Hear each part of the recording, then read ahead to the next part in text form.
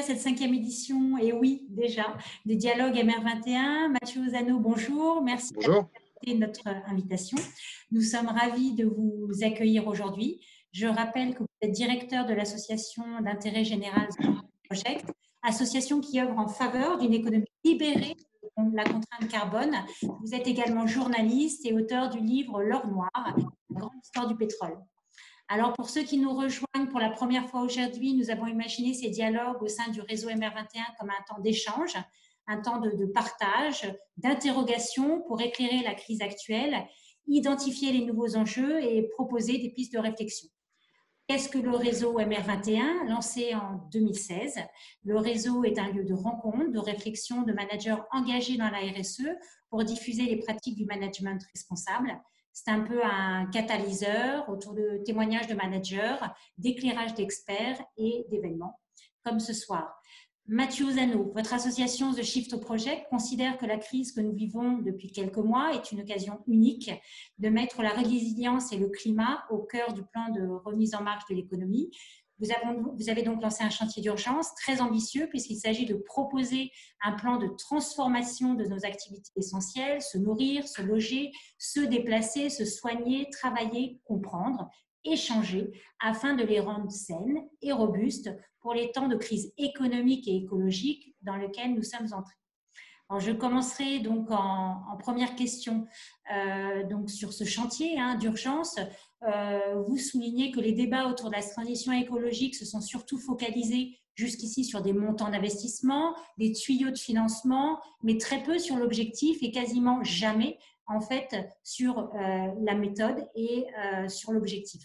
Ce que vous aviez d'ailleurs déjà dénoncé lors de votre audition à l'Assemblée nationale en juillet dernier. Je vous cite, la France se trompe de méthode, la stratégie nationale bas carbone qui sert de cadre à la programmation pluriannuelle de l'énergie n'a de stratégie que le nom. Donc Mathieu Ozano, en quoi votre plan de transformation pourra permettre de répondre aux engagements de la France en neutralité carbone? Vous avez bien résumé la partie, notre vision diagnostique. Maintenant, il faut que je parle de votre plan de transformation, l'audacieuse technique thérapeutique qu'on essaye de viser, d'imaginer. Un mot sur ce que vous venez de dire. On a un discours au Shift qui est très critique sur la manière dont on aborde largement, dont est largement abordé les problématiques, dont sont largement abordées les problématiques de transition. En fait, on parle beaucoup effectivement de montants de financement, mais on parle très peu de la manière dont les emplois et les flux physiques, puisque c'est de ça dont il s'agit avant de relever de questions de financement. L'économie, c'est des bons hommes et les machines. Et nous, on a envie de commencer par poser l'équation dans ce sens-là. La politique de transition, pour ceux qui, j'imagine, c'est le cas de la plupart des gens qui nous écoutent là, qui ont dialogué avec nous ce soir, là, les politiques de transition sont abordées essentiellement en mettant des montants de financement, en mettant des objectifs à long terme dont on n'a pas le début du commencement de l'idée de la manière dont on va pouvoir les aborder. Et pourtant, ce sont paradoxalement des objectifs extrêmement ambitieux. Si on regarde ce qui a écrit dans la stratégie nationale bas carbone, qui est un peu le cadre de référence, on a des objectifs, des points de mire, en termes notamment de sobriété des usages qui sont radicaux, mais on n'articule pas du tout. Si on parle par exemple de la rénovation thermique des bâtiments, si on parle encore pire de l'évolution de la mobilité, on n'a pas du tout l'articulation d'une méthode thérapeutique, pour aller chercher une métaphore qui est dans une thématique essentielle pour nous aujourd'hui avec la pandémie. C'est-à-dire que on est encore à l'époque largement des docteurs Diafoirus, on est encore à l'époque des médecins de Molière. Et ça vaut pour beaucoup de monde, ça vaut pour un peu tout le panel qu'on peut avoir de choses qui sont, d'objectifs qui sont agités par les uns ou par les autres. Alors, nous, on ne prétend pas résoudre le problème, on prétend le poser de manière plus pertinente, et on est très nombreux aujourd'hui à se retrouver en fait autour du Shift. On ne fait que appartenir à une nébuleuse de gens qui se disent, OK, l'économie, c'est d'abord un phénomène physique et humain. Donc, il faut parler de formation d'abord, il faut parler de reconversion d'abord, et il faut parler de tonnes et de joules avant de parler d'euros ou de dollars. C'est comme ça depuis longtemps, on cherche à aborder les choses au Shift et on rassemble un peu, on profite de cette occasion de pause un peu qui est donnée par cette pandémie, où tout le monde, en fait, pose dans une période où, en fait, maintenant, en tout cas en France, malheureusement, ce n'est pas le cas partout dans le monde, mais en tout cas en France et largement en Europe, il y a un consensus sur le diagnostic. OK, on a un problème avec ces histoires d'énergie fossile, mais où la conversation sur les méthodes thérapeutiques, précisément, reste balbutiante. Donc, le Shift, je n'ai pas présenté ce qu'on était au Shift. On est une association d'intérêt général.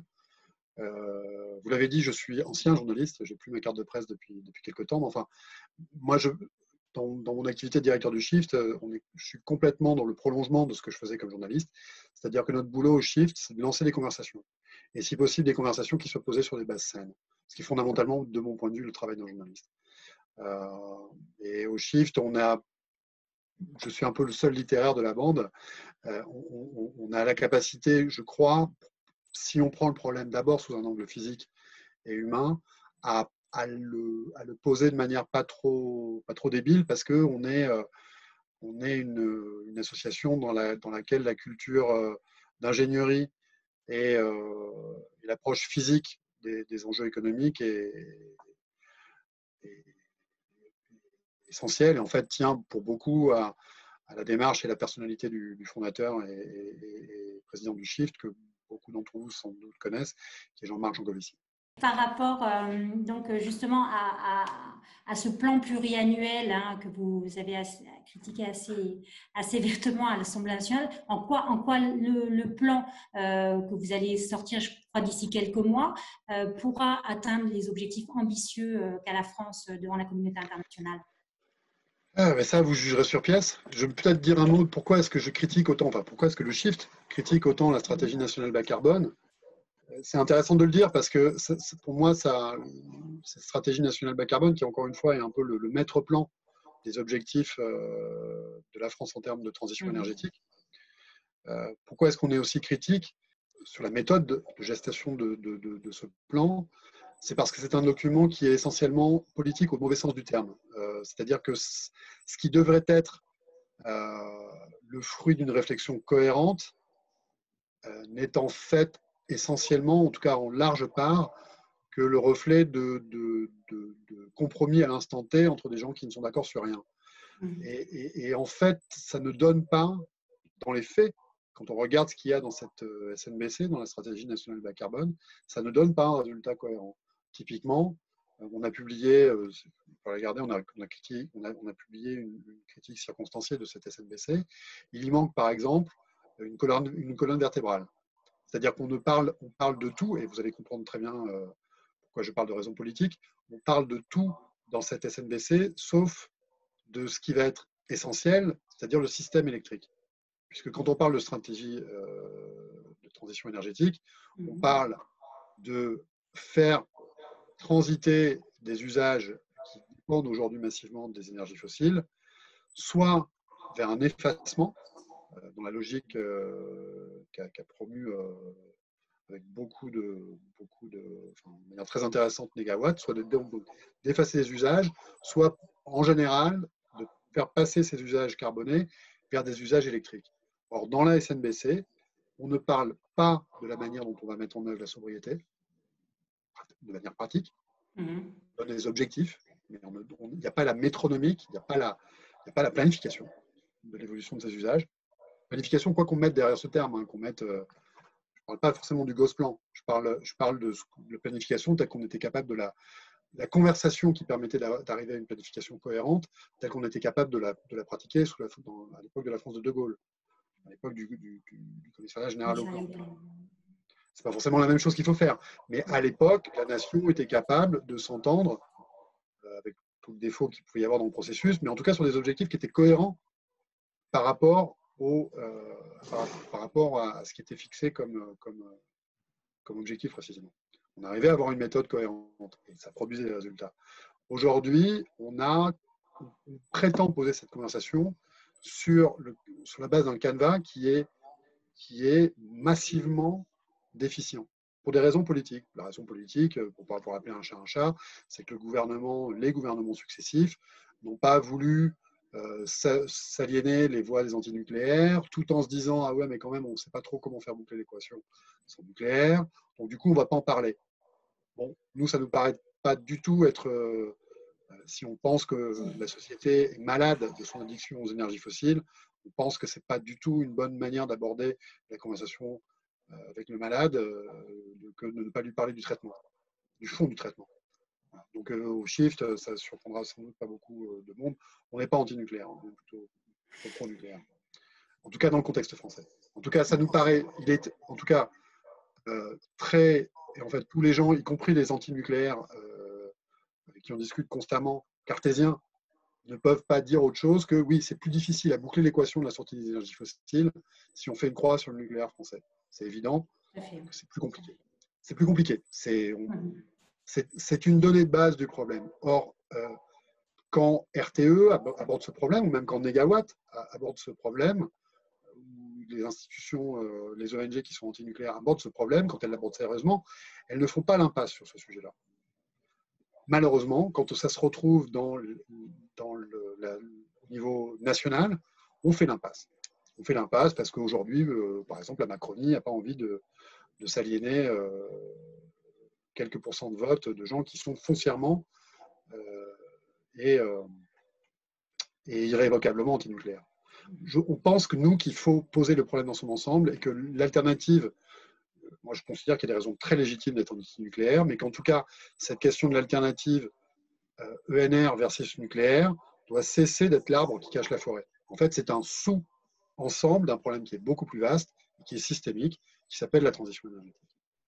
Et donc, pour répondre à votre question, effectivement, nous, on cherche à poser de manière systémique le problème. Si on dit typiquement, ah ben, on n'a pas besoin de nucléaire parce qu'on veut faire du biogaz, ok, d'accord. Est-ce que ces besoins en biogaz bouclent dans un espace systémique, qui est notre société, où on se dit, ah oui, mais j'en ai besoin pour faire du kérosène, du bio-kérosène. Ah oui, mais j'en ai besoin parce que je veux plutôt faire baisser les rendements parce que je veux faire une croix aussi sur le glyphosate.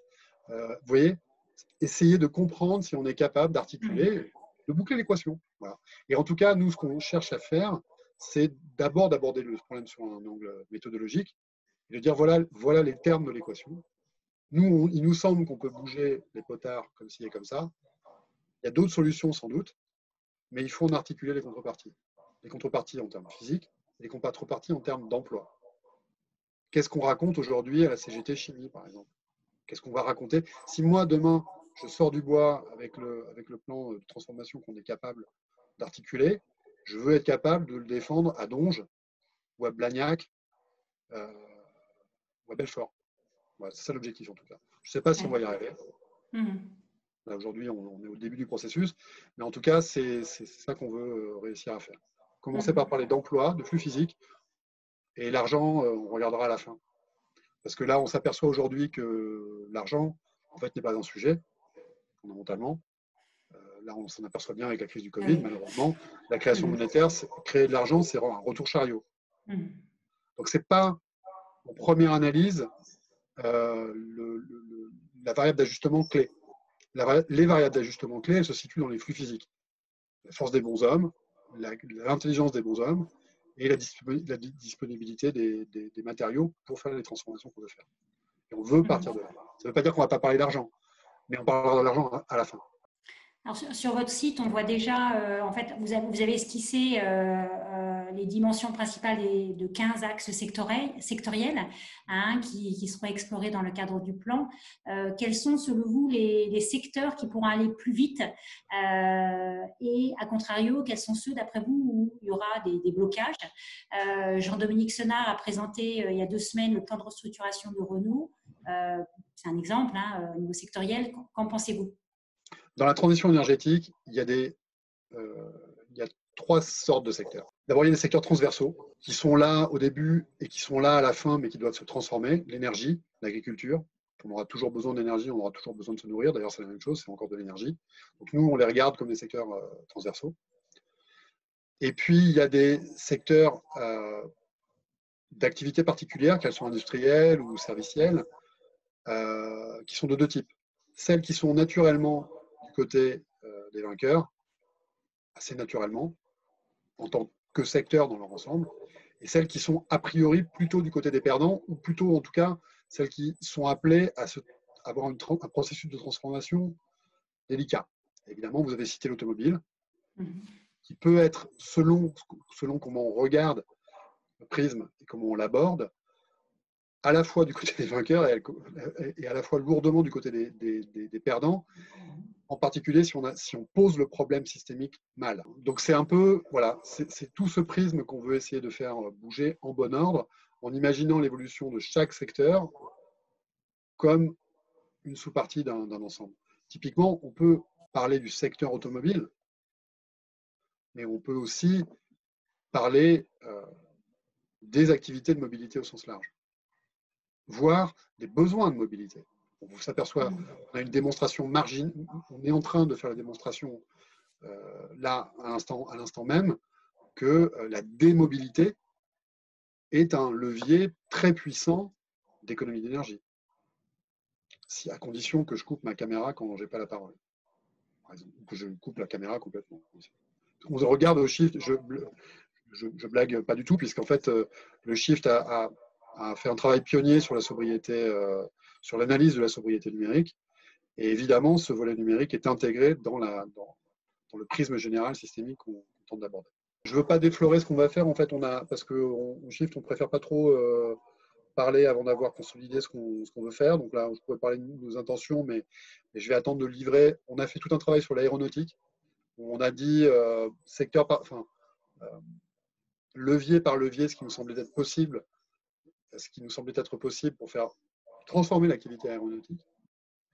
Donc je vous invite à aller regarder, c'est en ligne sur le site du Shift. On va faire la même chose pour l'automobile. Mais bon, j'ai dit un petit peu déjà la philosophie dans laquelle on est. Pour nous, on place l'objet automobile, par exemple la voiture thermique, à l'intérieur d'un ensemble plus vaste qui s'appelle la mobilité. Et là, en fait, une fois qu'on ouvre le prisme comme ça, il y a beaucoup de choses qui fonctionnent ensemble, qui présentent des synergies intéressantes naturellement, et il y a des injonctions contradictoires. Aujourd'hui, dans l'automobile, on est beaucoup dans les injonctions contradictoires. On s'est beaucoup étonné au cours des dernières années des tricheries d'un certain nombre de prouvées, celles qui ont été prouvées en tout cas, d'un certain nombre de constructeurs automobiles sur leurs émissions. Il est clair qu'à la racine du mal, là, il y a un déni qui consiste à, précisément un peu comme pour les contradictions internes de la stratégie nationale bas carbone, à ne pas admettre que non, il n'est pas physiquement possible de faire à la fois un véhicule plus confortable et plus puissant, donc plus lourd, et un véhicule qui soit moins émissif. C'est juste physiquement orthogonal. Bon, donc nous, on raisonne à la fois les vecteurs énergétiques, à la fois le poids du véhicule, sa vitesse, et ses usages. Voilà, c'est tout ça qu'il faut considérer. Et dans l'approche de Jean-Dominique Senard, pour l'instant, si vous voulez, il faut l'aider en fait. Une vision systémique peut... Le capitalisme, c'est une course d'obstacles. En tout cas, quand il n'est pas complètement anarchique, c'est une course d'obstacles. C'est du 110 mètres haies, c'est pas du 100 mètres plat. Et celui, en particulier sur des grosses industries très réglementées déjà, comme les automobiles, le meilleur, c'est celui qui arrive à sauter les obstacles. Là, les constructeurs automobiles ont un obstacle monstrueux qui s'appelle les normes d'émission imposées par l'Union européenne, qui sont très bien, mais il faut les aider un peu à les sauter. Et là, par exemple, en permettant de continuer à commercialiser un certain type de véhicules, je pense par exemple à des chars d'assaut, des équivalents de chars d'assaut, qui soient thermiques ou électriques du reste, ou même hybrides, on perpétue des injonctions contradictoires. Des injonctions contradictoires qui font qu'au global, le parc automobile continue à consommer énormément, en France ou en Europe, ou dans le monde. Injonctions contradictoires qui font que, globalement, on ne sort pas la mobilité, le système mobilité n'a pas du tout commencé le chemin de la sortie des énergies fossiles. Vous avez évoqué tout à l'heure le sujet, vous avez nommé le commissariat général au plan. Alors, il y a un sujet qui nous intéresse beaucoup à MR21 et on en reparlera lors de la table ronde la semaine prochaine. Sur les sujets que vous traitez, en France, la France est dotée depuis de très nombreuses années de multiples instances de réflexion, de stratégie, des experts, des sachants extrêmement légitimes de par leur position même. Vous, The Shift Project, vous êtes vraiment dans un processus assez disruptif. Donc, en quoi ce plan que vous allez proposer serait-il légitime? Comment, en fait, comptez-vous faire en sorte que vos propositions soient écoutées par les responsables politiques? Légitime, c'est la Vox Populi qui dira. Nous, on est là pour lancer notre conversation. Voilà. Si on nous dit que c'est con, c'est con. Voilà, tant pis. Mais bon, nous, on va tâcher d'être cohérent et d'être bon. Après, on va réussir, on va louper, on verra. Hein. On a construit une certaine légitimité sur la qualité de consolidation de ce qu'on propose. Mais bon, voilà. C'est à chaque fois qu'on construit un objet, on doit refaire la preuve qu'on n'aborde pas le sujet de manière idiote. Donc effectivement, on a une partie lobbying au Shift. Moi, c'est une partie de mon activité, d'aller discuter avec l'exécutif, avec les chefs d'entreprise, avec les parlementaires, avec les syndicats, les journalistes. Ça fait partie de mon boulot. C'est le cœur de ce qu'on souhaite apporter. C'est, comme je disais au début, une méthode thérapeutique. Alors, une méthode thérapeutique en politique, ça passe par des leviers d'action opérants. Je suis d'accord avec vous, absolument d'accord avec vous. Aujourd'hui, ce qu'on avait comme levier a été pardon, c'est pas très heureux, mais désossé en fait. Hein, le commissariat général au plan est devenu France Stratégie. France Stratégie, on discute beaucoup avec eux. Il y a des gens très très bons là-dedans, mais ils n'ont aucune espèce de prise effective sur la politique industrielle. Il n'y a plus de planification. Or, nous, il nous semble que, pour diverses raisons, la première étant que nous pensons que la croissance économique qui a permis d'augmenter la taille du gâteau, donc finalement de faire des choses relativement facilement, notamment à l'époque où on faisait de la planification, c'est peut-être la grosse différence avec les années 60, hein, c'est que là, aujourd'hui, on veut faire de la planification dans un système qui est contraint. Et nous, on pense que, a fortiori, c'est de la planification qu'il faut faire. On ne peut pas, à partir du moment, ça c'est notre prisme, c'est qu'on est au bout, on approche des limites physiques à la croissance, mondiale et européenne en particulier, on peut a fortiori, on peut a minori, on peut encore moins raser gratis. Donc il faut une méthode cohérente, partagée, qui n'est pas d'abord capitaliste, qui est d'abord démocratique. Et capitaliste si elle peut. Et dans la mesure où elle ne contrevient pas à précisément la Vox Populi. Or, la Vox Populi telle qu'elle s'incarne dans la démocratie, dans la République française, et ailleurs, dans d'autres pays dans le monde, elle a pondu un truc qui s'appelle les accords de Paris, un bout de papier vis-à-vis duquel la République est comptable. De respect dont elle est comptable. Donc c'est ça, voilà, ça c'est l'objectif. Maintenant, il faut une méthode. La méthode, je pense que, alors, dans le Shift, on parle pas politique au sens gauche-droite, alors on sait qui vote quoi. Hein, Shift, hein. Moi, je suis un gauchiste contrarié dans la bande. Il y a des gauchers contrariés, moi je suis un gauchiste contrarié. On a, j'ai dans le conseil d'administration quelqu'un qui est un ancien patron du CAC 40. Mais on discute, Laurent Morel, pour ne pas le nommer, on discute vis et boulon en fait. D'abord, on veut discuter méthode. Comment est-ce qu'on fait? Moi, j'ai renoncé. Pour faire une petite parenthèse personnelle, j'ai longtemps eu la position confortable du journaliste de gauche qui dit haha. Et en fait, je me suis un peu lassé de dire haha. Je ne pense pas, dans mon fort intérieur, je dirais malheureusement, mais objectivement, je ne pense pas qu'on va sortir avant longtemps du système capitaliste, donc il faut faire avec. Donc je bosse avec des capitalistes. Ça, c'est à mon petite échelle personnelle. Mais à l'échelle du Shift, plus sérieusement, et de manière plus intéressante, on fait avec ce qu'on a. Donc on fait avec le système politique qu'on a, on fait avec le système économique qu'on a, et surtout, avant tout, on fait avec le système technique qu'on a, et fondamentalement, on fait d'abord avec les lois physiques qui, elles, ne changeront pas. Donc un joule, ça sera toujours un joule, que ce soit en URSS ou chez Reagan. Et demain, ça sera pareil. On part de ça. Nous, on parle de la physique. On essaye en tout cas. On essaie de ne pas violer les lois de la physique. C'est ça notre pacte. Et c'est dans ce cadre-là qu'on essaie d'avancer. Et on estime que la République, en particulier au pays de Descartes, devrait remettre ça, ou en tout cas mettre ça au centre de la manière dont elle planifie l'avenir. La démocratie est le fruit et est enchâssée dans un système technique qui nous dépasse.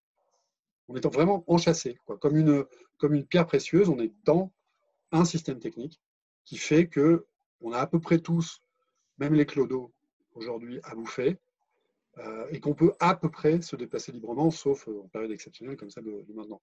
Et que c'est ça qu'il faut préserver, et que ça, ce n'est pas un décret du Parlement, c'est une organisation systémique, pratique.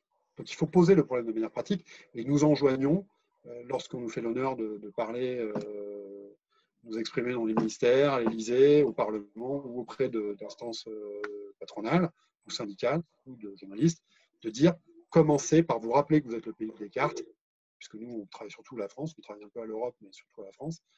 Et donc, remettez, le problème est d'abord, avant d'être un problème collectif et moral, le problème qui est posé est d'abord un problème systémique et pratique.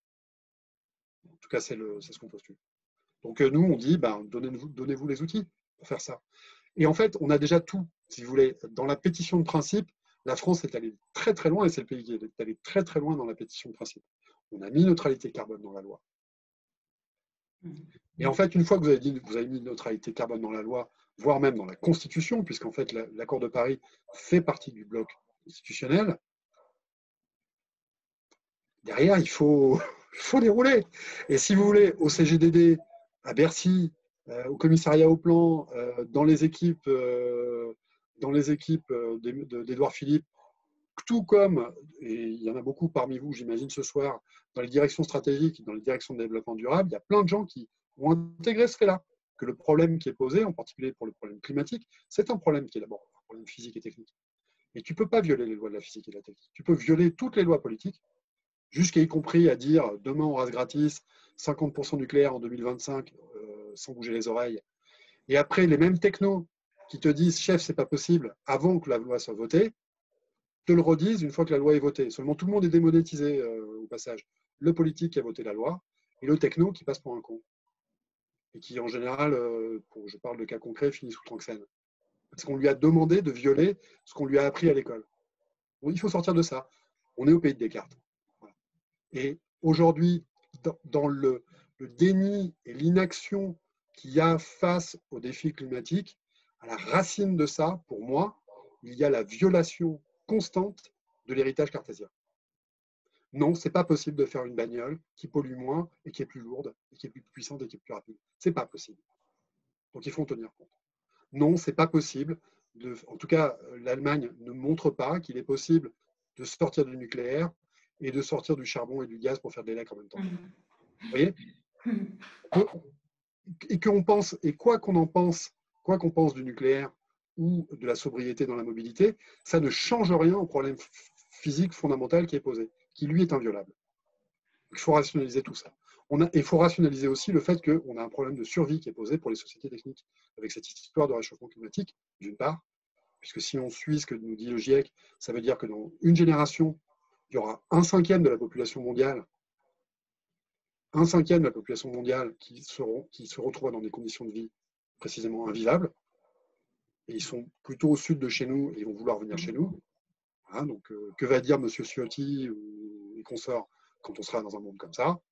Et deuxièmement, et ça c'est quelque chose, je me permets de le souligner parce qu'on s'apprête à le conforter. C'est un prémisse très important dans ce que raconte le Shift et qu'on s'apprête la semaine prochaine à conforter avec une publication qu'on va faire, c'est que, on va le dire comme ça, la voiture balai de l'échec, aujourd'hui très plausible, malheureusement, des politiques climatiques, si on en reste là, cette voiture balai, elle est conduite par Mad Max. Ça veut dire que le pic pétrolier, ce que je veux dire par là, si beaucoup d'entre vous connaissent cette thématique, le pic pétrolier, et on a la capacité de le démontrer aujourd'hui, on s'apprête à le publier, et tout sauf une vue de l'esprit ou un truc qui se situe, c'est-à-dire le déclin de la production mondiale de pétrole, et tout sauf un truc qui se situe dans un avenir lointain, d'une part, en particulier pour l'Europe qui n'a pas de pétrole, qui l'importe à M. Poutine, et la Russie fait partie des zones qui sont probablement vouées à un déclin tout à fait imminent. Et ça, on va le démontrer, on va le montrer tout simplement. On ne va pas le démontrer, on va juste le montrer à partir de données primaires qui viennent de l'industrie. Et malheureusement, cette problématique du pic pétrolier ne va même pas nous sauver du problème du climat. Parce que, en fait, les contraintes qui promettent de s'exercer sur la production mondiale de pétrole sont loin d'être à la mesure de ce qu'il faudrait organiser comme déclin des émissions mondiales. C'est-à-dire que c'est vraiment une voiture balai. C'est-à-dire que si on reste au rythme de décrue lent de la consommation de pétrole en Europe, si on reste juste à ce rythme de décrue, on va être rattrapé par Mad Max dans les années qui viennent ou dans les décennies qui viennent. Dans les années qui viennent, possiblement, dans les décennies qui viennent, absolument certainement. Donc, on a qu'arrive d'ici là. On a deux raisons qui se renforcent, peak oil, pic pétrolier et climat, de s'organiser dans une conversation démocratique adulte pour sortir des énergies fossiles. Parce que c'est une question de survie, objectivement. En tout cas, de manière extrêmement probable.